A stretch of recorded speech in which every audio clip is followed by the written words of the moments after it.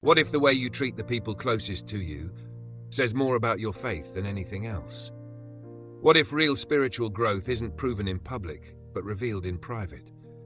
And what if the strongest relationships aren't built on control, but on something deeper?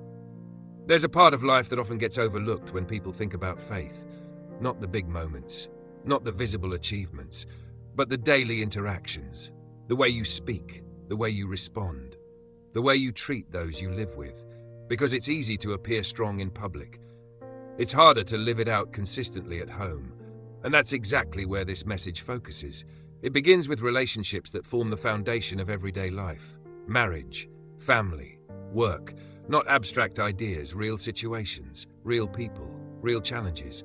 And it starts with something simple, yet often misunderstood. Wives are called to submit to their husbands. But this word, submit, has been misunderstood, misused, and sometimes even abused. Because it's not about weakness, it's not about silence, it's not about losing value, it's about order, alignment, a willing posture of respect within a relationship that is meant to reflect something greater. But this instruction does not stand alone. It is immediately balanced. Husbands are called to love their wives, not casually, not conditionally, but deeply, sacrificially, without harshness. This changes everything, because love that is genuine does not dominate. It does not control, it does not harm, it protects, it supports, it values. And when both sides live out their roles with understanding, something powerful happens. There is harmony. Not because everything is perfect, but because both are committed to something greater than themselves: mutual respect, mutual care, mutual responsibility. This is not about one being greater than the other. It's about both functioning in a way that creates strength together. Then the focus shifts to children. Obey your parents in everything, because this pleases the Lord. This instruction is direct, clear, and often challenging, because obedience is not always easy, especially when understanding is limited, but it builds something important: trust, discipline, foundation. It teaches responsibility and prepares for the future. But again, balance appears. Fathers are told not to embitter their children, not to discourage them, not to push them to the point of losing heart, because authority without care damages, and guidance without encouragement breaks confidence. So the instruction is not just about control, it's about building, supporting, nurturing, creating an environment where growth can happen, where children feel guided, not crushed, where correction leads to development, not discouragement. Then the message expands again to servants and masters. In today's terms, this reflects work, responsibility, and authority. Servants are told to obey not only when being watched, but with sincerity, working not just to please people, but with integrity, as if working for something greater, because the focus is not on the human authority, but on a higher purpose. And that changes the entire mindset. Work is no longer just about tasks, it becomes about character, consistency, excellence, doing what is right, even when no one sees, because what you do in hidden moments defines who you are. And then comes a powerful reminder: whatever you do, work at it with all your heart, as working for the Lord, not for human masters. This transforms everything, because it removes the idea that your effort depends on who is watching, or how you are treated, or what you get in return. Instead, it becomes internal, driven by purpose, driven by integrity, driven by something beyond immediate reward. And then the message speaks to those in authority. Masters are instructed to provide what is right and fair, because they also have a master. This creates accountability. It reminds those in leadership that their position is not absolute. They are not above responsibility. They are not beyond answer. They are still under authority. And that changes how power is used. Because true leadership is not about control. It's about responsibility, fairness, justice, care. When authority is exercised with awareness of accountability, it becomes something that builds, not destroys. And when responsibility is carried with integrity, it creates trust, stability, strength.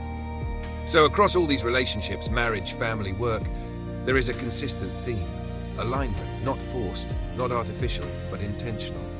Each role matters, each responsibility carries weight, and each interaction becomes an opportunity to reflect something deeper. Because faith is not just about what you believe, it's about how you live. And the closest relationships in your life are where that becomes most visible. It's easy to speak well, it's harder to act well. It's easy to appear kind. It's harder to be patient under pressure. It's easy to show respect in public. It's harder to maintain it in private moments. But that's where authenticity is revealed. That's where consistency is tested. That's where real transformation is seen. And this message challenges that directly. It doesn't focus on performance. It focuses on character, on attitude, on the way you approach everyday life. Because small moments create long-term impact. A word spoken in frustration can leave lasting damage. A moment of patience can build trust. A consistent pattern of care can strengthen relationships over time. And that's why these instructions matter. They are not random. They are not outdated. They are practical. They address real situations, real struggles, real dynamics that people face every day. And they provide a direction, a way to move forward with intention, with clarity, with purpose. Because when relationships are aligned, everything else becomes stronger. There is less conflict, more understanding, more stability, more growth. And even when challenges come, there is a foundation to handle them.